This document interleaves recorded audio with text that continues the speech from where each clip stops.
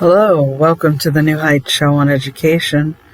This is your host for Education in the News, Pamela Clark. And as usual, let's get right into the show. There's a lot to cover. So the first report that I have for you today is from AMAC, AMAC, and they recently were doing collecting votes for education, and it says education continues to rank as a top issue for voters. Which of these most closely matches what you consider the most important issue in education, issue or issues? And some of the choices are low starting salaries are as impediment to attracting and retaining good educators, or too many isms dominate the curriculum, wokeism, transgenderism. And another is parental school choice should be universally allowed and promoted. Student attitudes and behaviors like empathy, disrespect, absenteeism pose great challenges for districts. Education has been top down for far too long, and parents can and should continue advocating for more say. Parental education rights are under assault around the nation, and I intend to only vote for those who will fight to protect the fundamental role parents play in the education of their children. And then another option is critical race theory and instruction on gender identity and sexual orientation does not belong in the classroom where young children are learning. School boards and teachers' unions have closed the line and should be punished, or crossed the line, and teachers' unions have crossed the line and should be punished. Now, out of all of those options, so far, the one that ranks the highest in response is the critical race theory and instruction on gender identity and sexual orientation. 1,425 people had voted that that's the biggest issue. And then followed in second place is parental education. Rights are under assault around the nation, and I intend to only vote for those who fight to protect fundamental role parents play in the education of their children. 809 people voted for that. And third place is too many isms dominate the curriculum, wokeism, transgenderism, and so forth. And then fourth is parental school choice would be universally allowed and promoted. 410 voted for that. And sorry for the ism one, 443 voted for it. As of when I seen this anyways. And then the next one in line is student attitudes and behaviors, or the disrespect and all that, absenteeism, 96 voted. And then there's actually a tie between, wait a minute, actually. No, I guess that's not a tie. Okay, so one less voted for education has been top down for far too long, and parents can and should continue to advocate for more say. 95 voted for that. And then the least amount of votes went to low starting salaries and impediment to attracting and retaining good educators. So those are the ones that ranked in that report that I saw. And then the next thing I have for you is actually a scholarship I heard about. Well, actually, let me go back to that in a minute. But there is a Monster Trucks. It's trucks with it's TRUCKZ, and there's like an extreme tour in Lima, April 15th, 16th, and 17th at the Allen County Fairgrounds. And we received a whole envelope of free tickets for children aged 3 to 13 with paid adult. And the value of the ticket's $15. But if anybody wants these free tickets, you can contact us by email as preferred, newheightseducation@yahoo.com, or you can call 419-786-0247. Leave a message if I do not answer. So let me try to find that scholarship here for you that I was going to tell you about.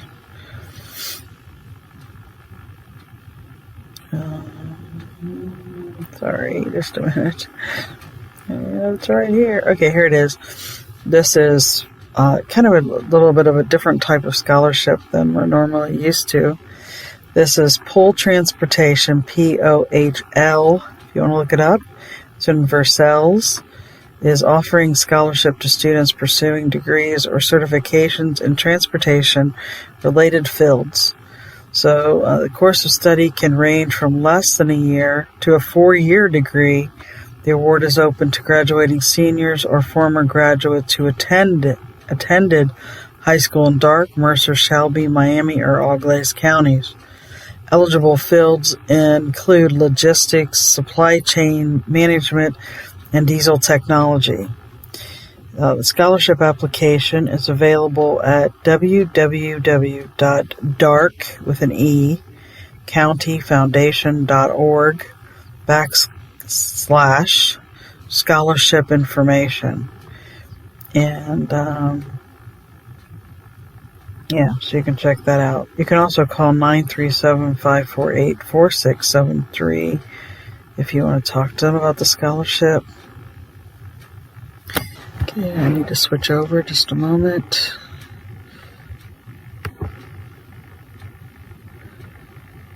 Okay, we recently appeared in like a press release from the Stevie'sAwards.com, where they shared information about our organization.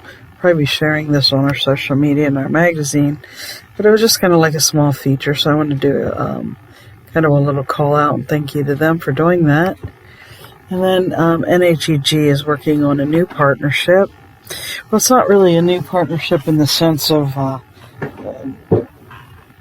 just a moment, sorry. Like a new relationship. We already have a relationship with the Lima Symphony Orchestra in Lima, Ohio. Oh, I'm sorry. But now they're starting to offer symphony story time. Actually, I think they've been doing it for a little while, but now they have them online. Excuse me, my nose is running all of a sudden. But they're starting to offer these online readings, and they have some recorded. And we're announcing that these Symphony Storytime episodes will be not only on limasymphony.com website, but you can find them there, and also at local libraries from New Bremen, Wapakoneta, Auglaize County Library, Finley Hancock, Kenton, Brumbach Library, Finley Hancock Public Library, Wapakoneta again. So they'll be doing these readings in local libraries, but they're also recording them and uploading them. So they'll be on their site, and then they'll be on the NHEG website as well, newheightseducation.org, and you can find those under our reading program designated site, which we offer a lot of different reading times for different ages, all virtually and on playback and free for you and your child to listen to. So I wanted to give them a call out as well, since we're working on getting them added to our website. If you haven't seen our new radio page, it's the same address as before, radio.newheightseducation.org, but we do have an all-new radio page. We're working on adding all the different networks. I think there's 26 or 27 that New Heights Show on Education is on. So if you want to check out the updated site and stay up to date and listen to past shows and current shows and all that, then check that out as well. All right. right, so the next story I have, or stories, is from ASCD Smart Brief, and this is under Teaching and Learning. Kentucky district touts excessive literacy program.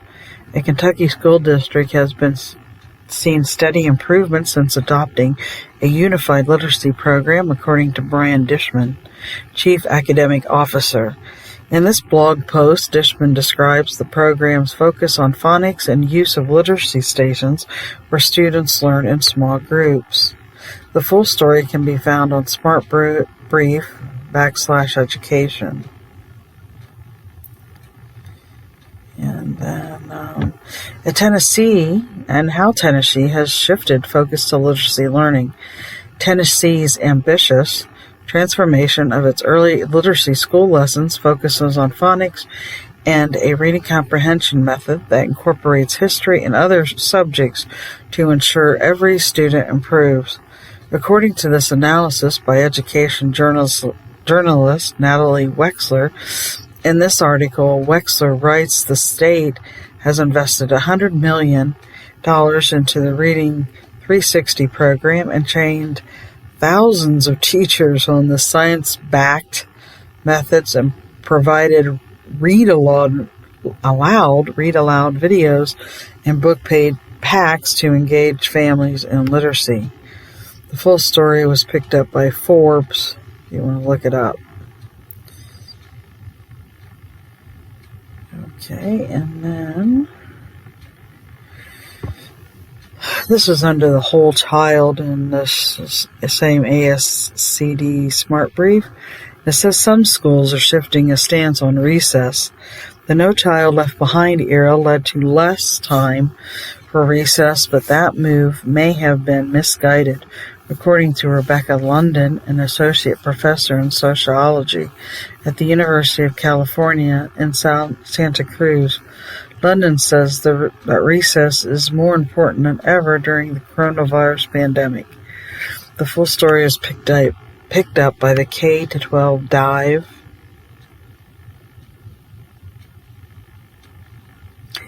And fighting barriers facing superintendents of color, new research from Oregon investigates why district leadership in the state is overwhelmingly white and what could change that. They have a full story about it in Education Leadership under that ASCD Smart Brief, if you want to check that out.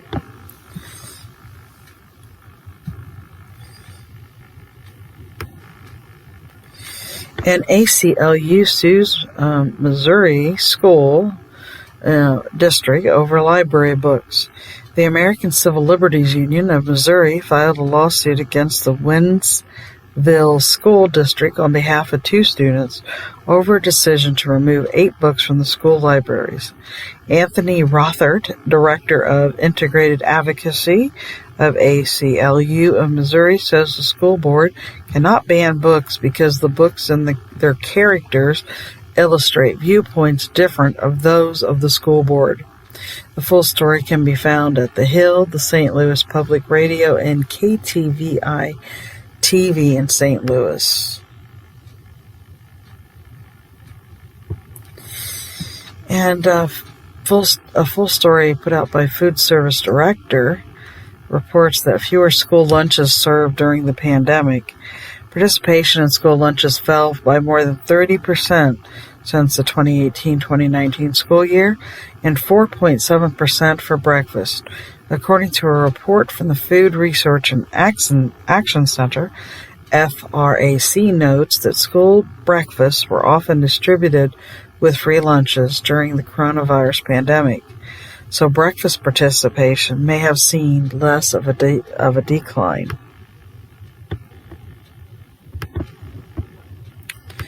We're going to take a quick commercial break, and I will be right back. Right now, you might be struggling through your classes or even failing them. You might be worried that you may not finish high school. There might have even been a thought that you may not be smart enough. Well, the New Heights Educational Group begs to differ. We not only think you are smart enough, but with our help, you will complete your high school diploma. The New Heights Educational Group strives to improve your academic success through its tutoring services. To learn more, please visit newheightseducation.org and contact us. New Heights Educational Group, educational resources to help reach your goals. Hello, welcome back to the New Heights Show on Education. This is Pamela Clark, and you're listening to an episode of Education in the News. Let's get right back into it. This is a report from Smart Brief on EdTech. And it says, campus data collection raises privacy concerns. Universities that use data collection to track students and faculty on campus are raising concerns about privacy on campuses. In a recent case, George Washington University's president apologized for not informing the campus of analytics project in violation of the university policy. The full story was covered on Inside Higher Ed.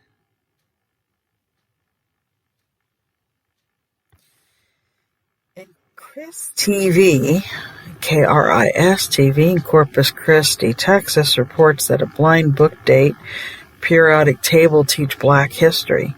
An elementary school principal in Texas is encouraging students to read about influential Black figures through a blind book date in which students pick a book based on a clue rather than the book's cover. The school also introduced a periodic table of Black history, which allows students to learn about influential Black figures by scanning a QR code on the table with their phone.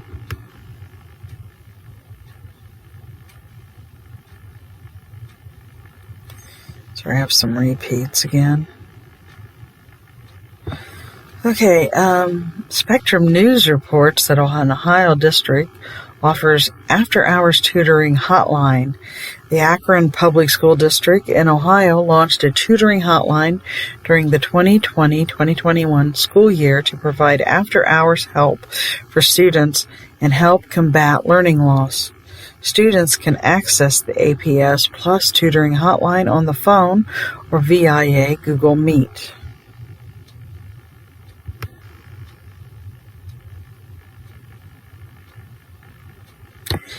And Florida Politics reports that Florida is considering digital license plates. Digital license plates could be introduced in Florida as early as next year if legislation being considered by the state is adopted. The state has been testing the digital plates on state vehicles for about a decade. I had not heard of that before. Maybe you have. What do you think of that? That's kind of an interesting thing to consider.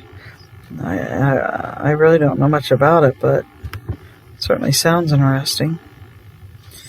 Okay, the next reports I have is from Middleweb on Smart Brief, and this is from WTVF TV, So let me say that again. WTVF TV, Nashville, Tennessee, reported that students distribute $5 bills in kindness initiative.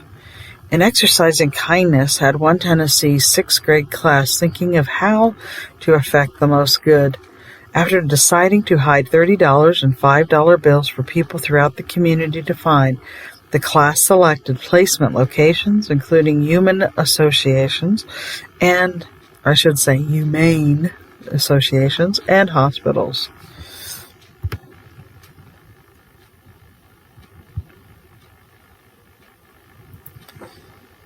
Sorry, a lot of repeats again. Okay, this is from Tech and Learning, and it's regarding Jeopardy Labs offers free and online templates for schools. A free quiz template in the style of the TV game show Jeopardy is available for educators to use in schools. This article explores tips for using Jeopardy Labs, which allows teachers to create their own quizzes or to choose from some that are already made, and describes how it compares to other similar platforms. What do you think of that idea? That's kind of unique, isn't it?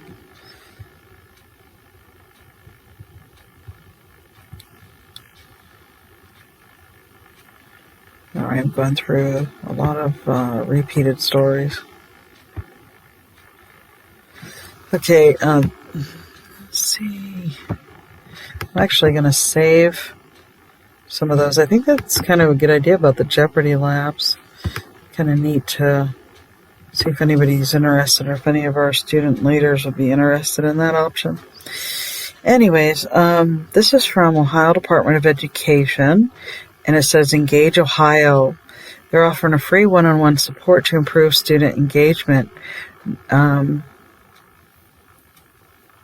Let's see, it's a no-cost program offering struggling and chronically absent students one-on-one support.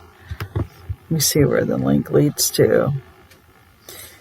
Okay, to learn more about this, you can go to education.ohio.gov and then type in Engage Ohio and look for the free one-on-one support to improve student engagement. To learn more about that option,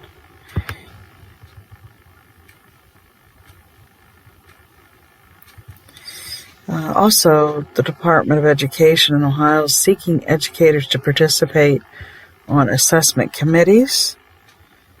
And you have to, let's see, you can go, it might be too late actually for that. You never know.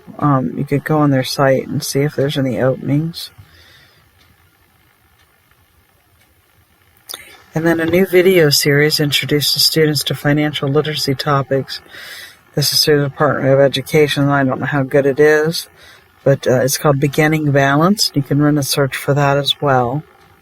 And it's Beginning Balance and then Financial Literacy Video Series.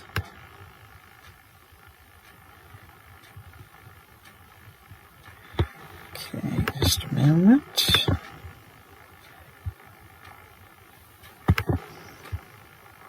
This is from the Ohio Ed Updates. It says, let's see, I think this is a repeat. Okay, let's do the Toledo Blade reported that 300,000 grant bolsters hands-on education in Toledo.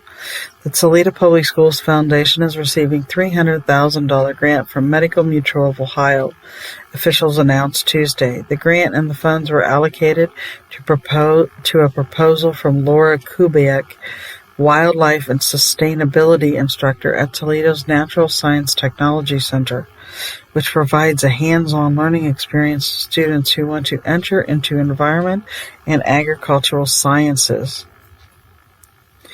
And the Columbus WOSU-NPR reports that Ohio Federation of Teachers give away 40,000 books. The Ohio Federation of Teachers is partnering with several local organizations to give away thousands of free books to parents, guardians, and children. The pallets carrying thousands of books began rolling in Tuesday to St. Stephen Community House for the Reading Opens the World, that's in quotations, Reading Opens the World, Family Literacy Book Fair. Volunteers will spend the next few days unpacking and sorting the different titles.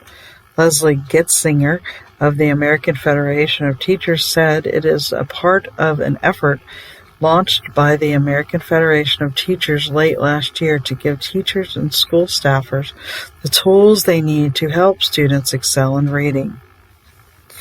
In the Miami Valley Today reports that Troy High School is going to be updating curriculum and offers new courses to students next year. Troy High School will be making some changes to their curriculum next year. The changes were outlined by Principal Dave Dilbone in his Troy High School Plans for Learning presentation at last week's Troy Board of Education meeting. Financial literacy as a standalone is half a credit course will now be required of all students for the class of 2026 and beyond. Financial literacy has always been a requirement for graduation, though it had previously been incorporated into other courses. The new requirement is in response to legislation signed into law by Governor Mike DeWine in October of 2021. Students will be able to take the course in any of their 4 years of high school. And Warren BOE schedules Leadership Summit discusses dyslexia testing. The Marietta Times reported on this story, and it says 6 schools are scheduled to participate in a leadership summit in March, which were just finished, but Warren local superintendent Kyle Newton told the Board of Education Tuesday's night meeting the summit is scheduled for March 18th through the 19th, and students will stay overnight in pods at the elementary school. Warren is hosting the event with Morgan County, Shenandoah, Riverview, Worthington, Kilbourne, and Mason is participating, or did participate. In Cleveland, NBC3 News reported that dad-themed little free libraries unveiled in Northeast Ohio as part of the NBA All-Star festivities. 6 little free libraries with special dedication theme unveiled by the Cavaliers and a host of literacy and fatherhood organizations during the NBA All-Star Weekend will remain behind in Northeast Ohio to promote family literacy long after the games are over. The event's partners took advantage of the NBA All-Star Weekend to talk directly to fathers and promote a shared message that children learn more, perform better in school, and have healthier behaviors when their fathers are involved in their education and take time to read to them or with them. Okay. Just a moment. Okay, let's share a few more stories before our next commercial break. I have to switch over again, so bear with me. Okay, this is from ASCD Smart Brief. And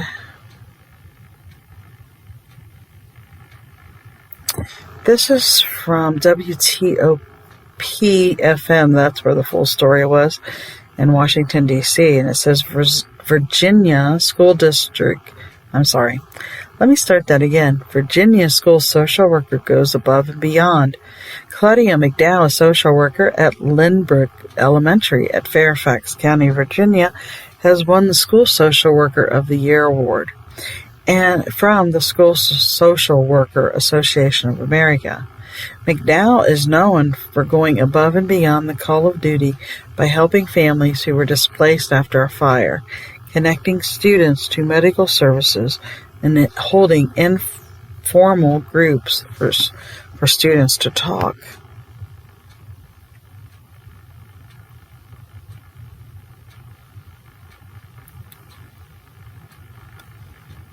Okay, sorry, I have to go through these.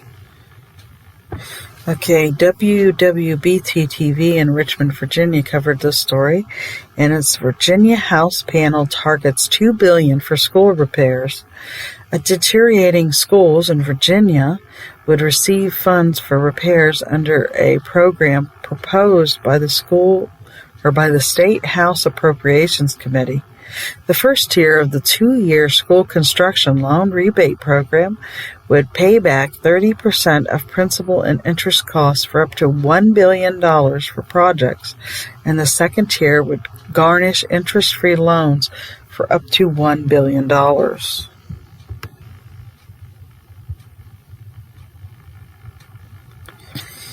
And the Associated Press, the Washington Post, covered this story. It says Maryland Education Board votes to rescind mask mandate. A local school district in Maryland would be able to determine whether to require masks or students to wear masks under a decision Tuesday by the State Board of Education. The measure, adopted in response to improved health metrics, now goes before a joint committee of the state legislation for a final decision. And another full story covered, this is covered by KDFW-TV in Dallas-Fort Worth, says that officials report rise in school librarian retirements. An uptick in retirements among school librarians may be fueled by the debate over what books to include in their collections. One school librarian in Texas says several librarians in the district are planning to retire this year due to stress.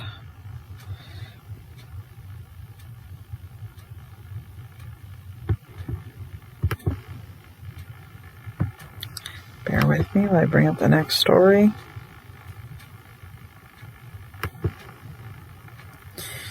This is from ASCD Smart Brief. The K-12 Leadership Smart Brief.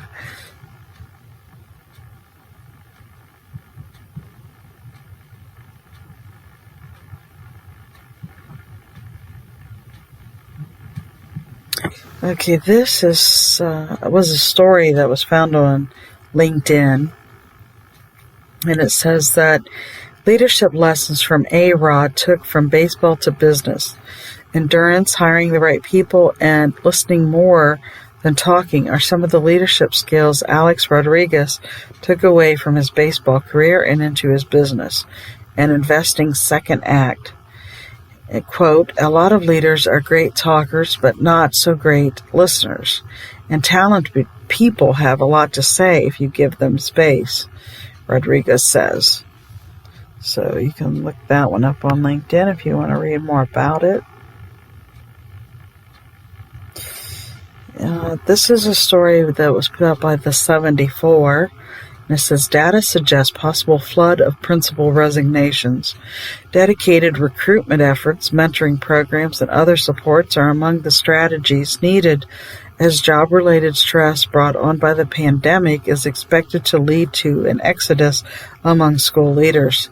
Some principals and other experts say close to 40% of principals said they plan to leave their jobs within 3 years. A survey conducted this fall by the National Association of Secondary School Principals found.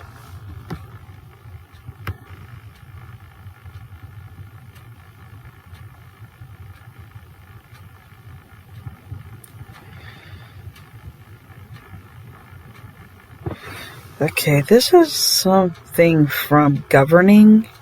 Not really familiar with it, with what governing is. Hold on a second. And I'm not familiar with the site at all. I'm just reporting these stories. So this is from governing.com and the future of states and localities. Let's see here. And it's titled, let me see. Sorry. I'll switch. More than 30 states mull bills relating to civic education. Civic education has been thrust into the spotlight by state legislators, with more than 100 bills being considered in more than 30 states that would affect how the rights and duties of citizens are taught. You have to be able to have conversations about difficult topics, and there's no more appropriate place to have those conversations than in a classroom that's dedicated to a civic and constitutional education. Christopher Riano, president of the Center for Civic Education, was quoted as saying. But you can go to that site I mentioned if you want to learn more about governing, because I have not been to that site before.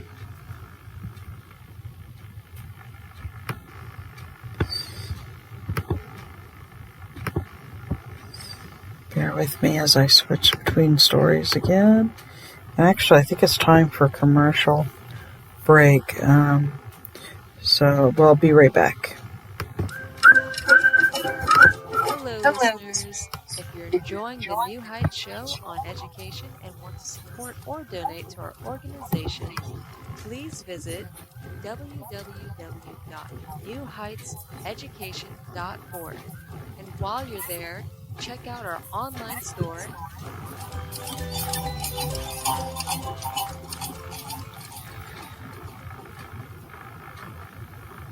Hello, welcome back to the New Heights show on education and education in the news.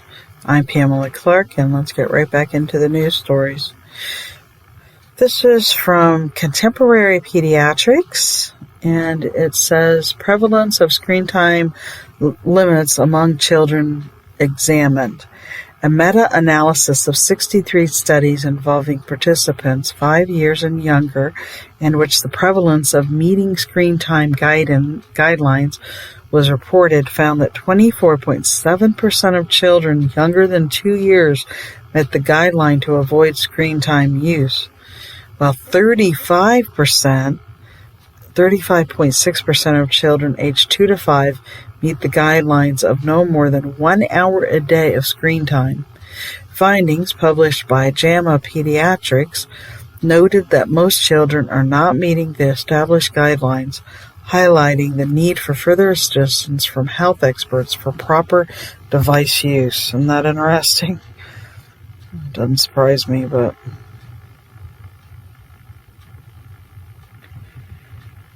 Alright, let's see. This is from Lancaster Online, Pennsylvania. Pennsylvania high schoolers hired to work as custodians. A Pennsylvania school district recently hired 25 high schoolers to work as student custodians to help clean the school.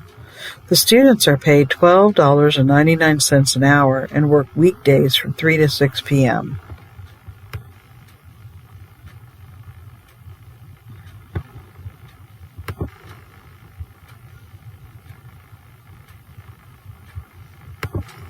Switching stories.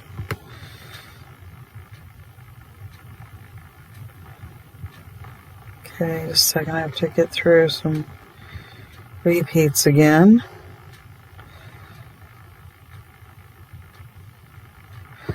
Okay, this is from Education Week. And it says, should there be autism screenings prior to kindergarten? Screenings for autism may join those for vision and hearing checks of students in Nebraska, as federal disability evaluation requirements lack specificity and data indicates 1 in 44 of U.S. 8-year-olds are reported to have an autism spectrum disorder. Nebraska would be the first state to proactively screen to identify students with autism before they enter kindergarten or upon transferring from schools in other states. Or in another state, sorry. United Press International /Health Day News reports the study finds contrasts in brains of girls and boys with autism. Research published in the British Journal of Psychiatry found that girls had different patterns of connectivity than boys did in several brain centers, including language, motor, and visuospatial.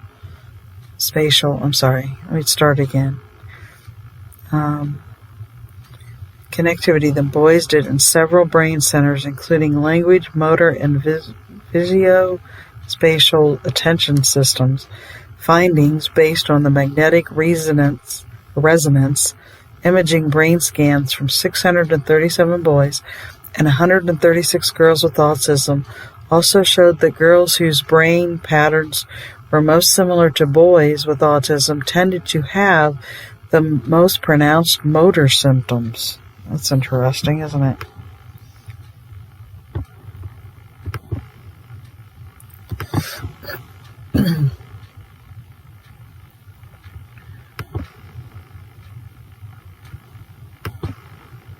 Switching stories. Bear with me, please.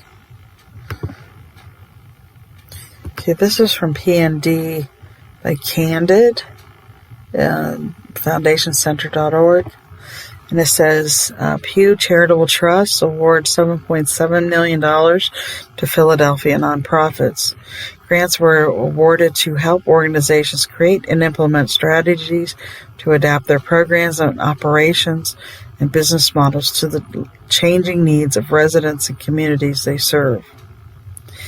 And the National Library of Israel launches Linda and Stuart Resnick Fellowship.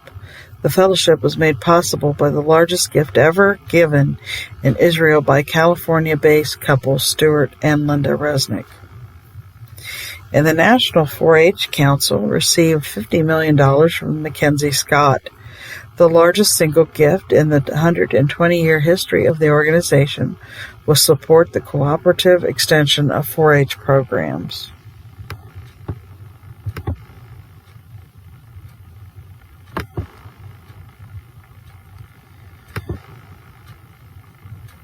Bear with me. Again, as I switch. Alright, this is from the 74 again, and it says study. The full day pre-K raises enrollment. Enrollment in pre-kindergarten increases when the programs are offered full-time. According to a study by researchers at the Consortium for School Research at the University of Chicago, data shows higher attendance among all racial groups. The largest increase was seen among Black children.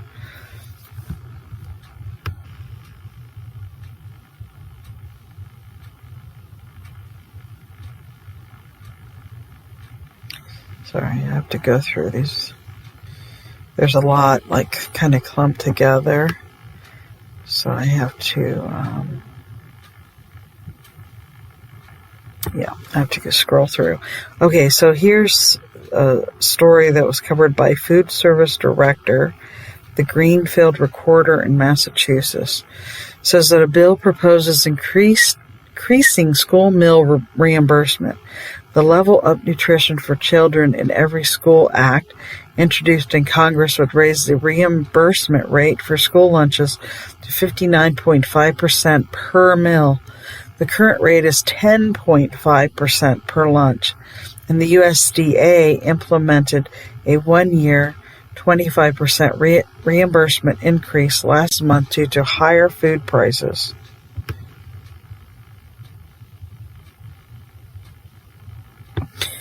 And this is a different story covered by KXAS TV in Dallas-Fort Worth, and it says, the Russia-Ukraine conflict has English tutors worried. The military crisis between Russia and Ukraine has caused concern among the participants in a volunteer program in which the U.S. students use video chats to teach English to students in Ukraine. Katerina Manov, founder of ENGN program, Ingham, says U.S. participants are worried about the safety of the students in the Ukraine.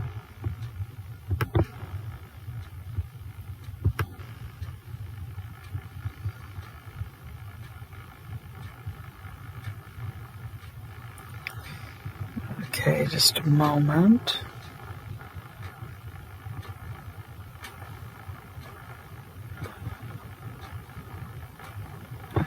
Okay, this was covered in the Lima News in Lima, Ohio. Ambassadors share experiences with Lima students. 2 current ambassadors spoke with Lima City School students via a Zoom call Wednesday morning. Students in the Closing the Achievement Gap program at North Middle School and West Middle School and Lima Senior listened and questioned the 2 ambassadors who work for the U.S. State Department.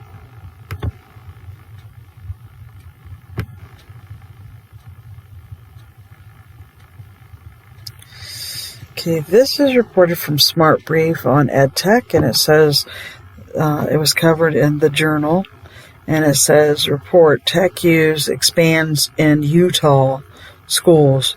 The number of computing devices available to students rose by 31% since 2019, according to the Utah School Technology Inventory Report released by the Utah Education and Telehealth Network. Findings show that 39% of Utah schools have a 1-to-1 ratio for mobile computing devices for students, up from 6% in 2019.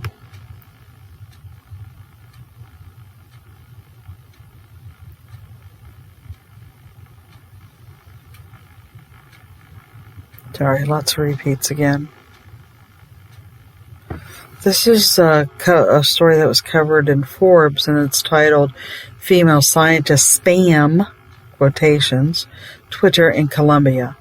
Thanks to a hashtag created by Andrea Guzman Mesa, a PhD candidate in astrophysics, women in STEM were trending on Twitter in Colombia for several days.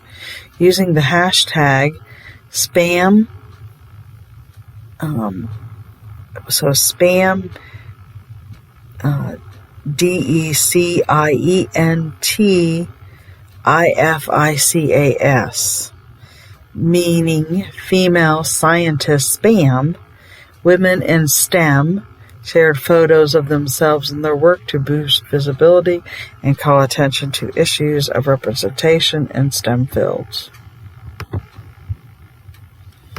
Check our time. We still have some time left. All right, so this next one is from Middleweb and Smart Brief. This is from a full story from Star Herald in Scottsbluff, Nebraska. The band Open House sparks interest in music.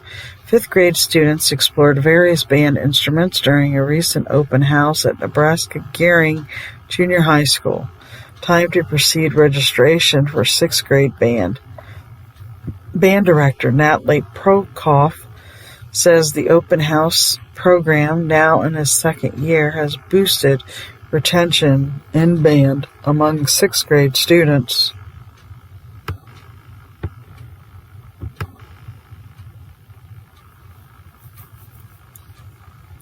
Smart Brief on Education reports that Ledecky Olympics are STEM in action.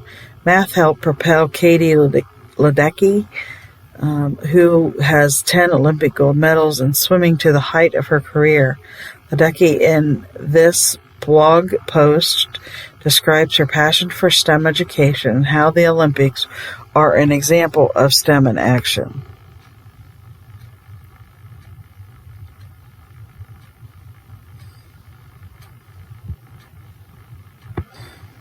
Sorry, I'm scrolling again.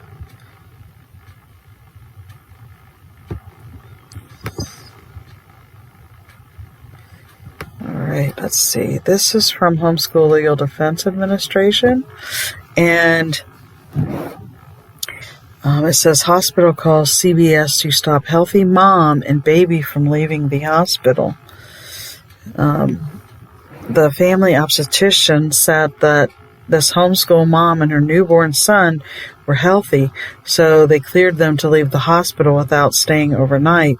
But then the family tried to go home, and hospital staff labeled their decision a violation of policy and called CPS. Okay. If you want to read the whole story, go on Homeschool Legal Defense and type in hospital calls CPS to stop healthy mom and baby from leaving. We probably will be sharing this on our social media as well, the complete story. And a homeschool teen's tenacity determined to find a cure for dad's Alzheimer's. A 7-year-old Gabby Young refused to believe there was nothing she could do to help find a cure for her father's early onset Alzheimer's. So she started raising funds for research. And at age 14, she is still going strong. Isn't that neat?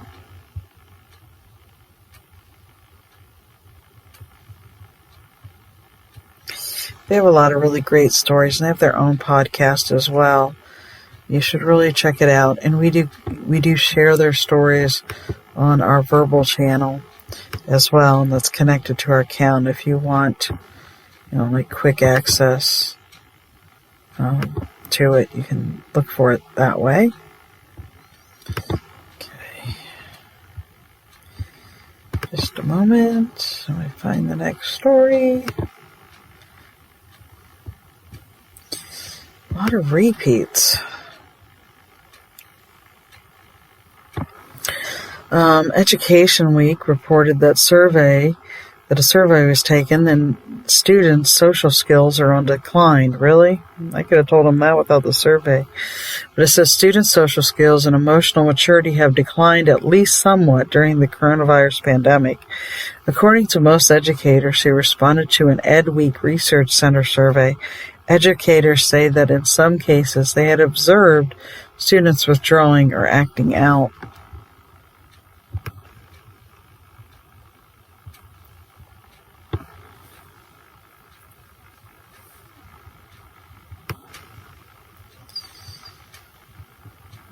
Sorry.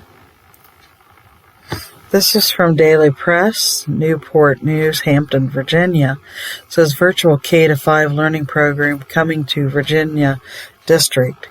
A group of 108 K-12 students, or K-5 students for Pete's sake.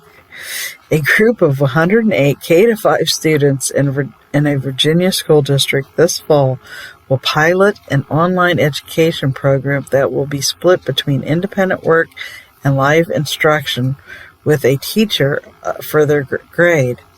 Kate Maxglow, a director of innovation and professional learning for Hampton City Schools, says the Future Learning Experience program is designed for students who were more successful during the virtual learning when schools were closed and could expand to more grades.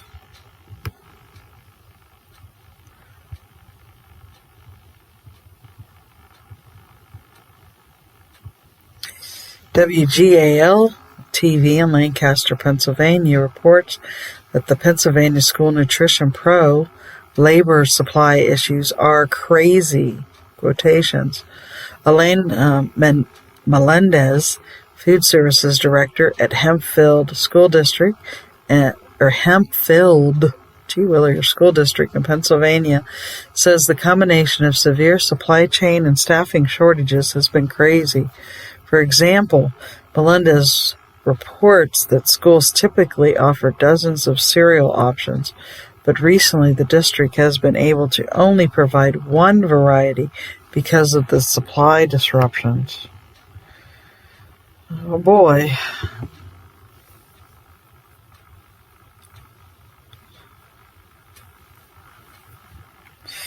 And EdSurge shared an opinion, I guess you'd call it. It says Indigenous communities model restorative justice. Indigenous communities are a model for restorative justice practices that can serve schools, writes Helen Thomas, the Office of Indian Education's professional learning specialist for the Arizona Department of Education. In this commentary, Thomas shares how to integrate restorative justice as a holistic framework for not only repairing, but nurturing and sustaining relationships.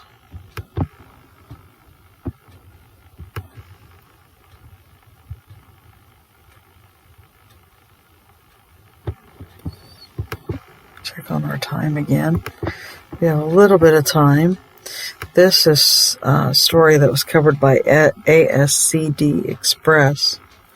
It says ideas for finding out what you don't know at your school. School leaders should identify issues before they become problems by sending out regular surveys to parents and staff and by holding informal breakfasts with staff members, writes Thomas Orr, an education leadership teacher, author, and former principal. Orr also advises making sure never to appear too busy to be approached.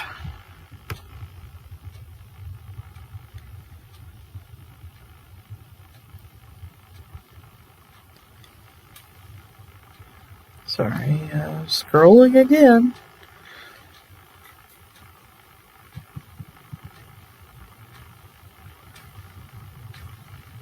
Okay, Mississippi Board approves telehealth programs for schools. This is from the Oxford Eagle in Mississippi.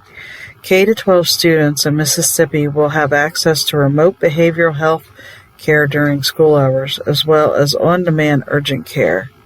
Through a $17.6 million grant the State Board of Education approved recently for a university medical center.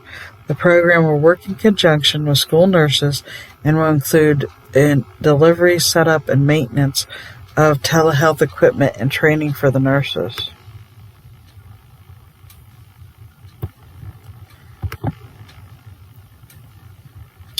This is from Ohio Ed Updates.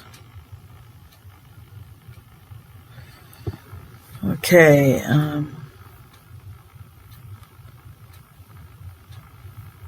let's see, looking over these, some of them are repeats.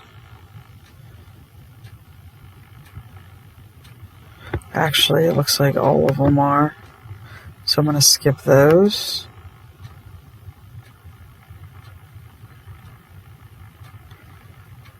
Campus Technology reports that survey gauges students' access to and use of learning tools. 15% of students say they have trouble accessing online learning tools, and about 1 in 4 say they are assigned too many learning tools. According to a Top Hat field report of students across the United States and Canada, yet students overall report being satisfied with their courses and having the support they need, the survey shows.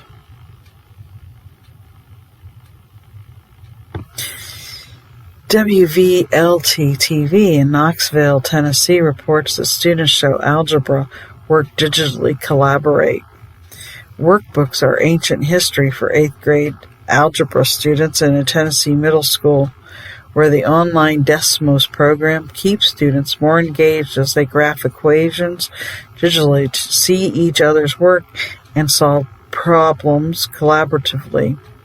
Teacher Caitlin McNabb says the district also has adopted the illustrative mathematics curriculum, which puts math problems in discussion and discovery-oriented context.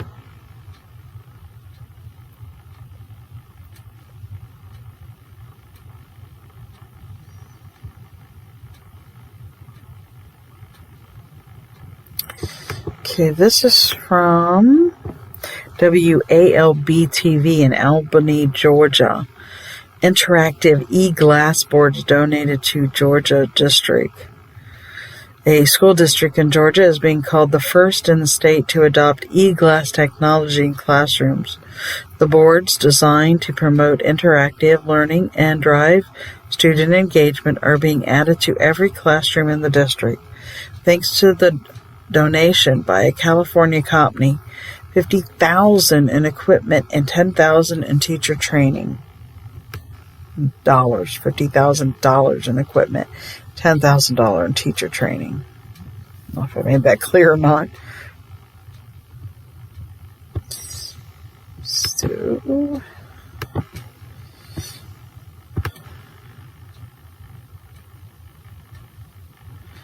I think this kind of brings us towards the end of the day of this show.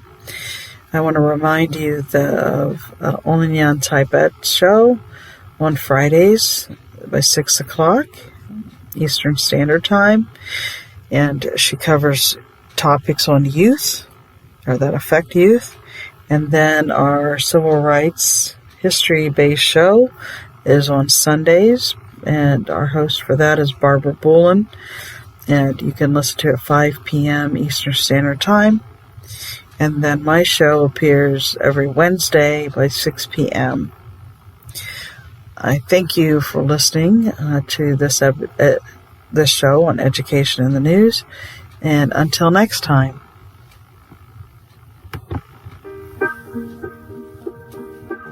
We hope you enjoyed today's show. Don't forget to rate us and follow us on your podcast player. Check out our show page, radio.newheightseducation.org, for monthly announcements and other happenings.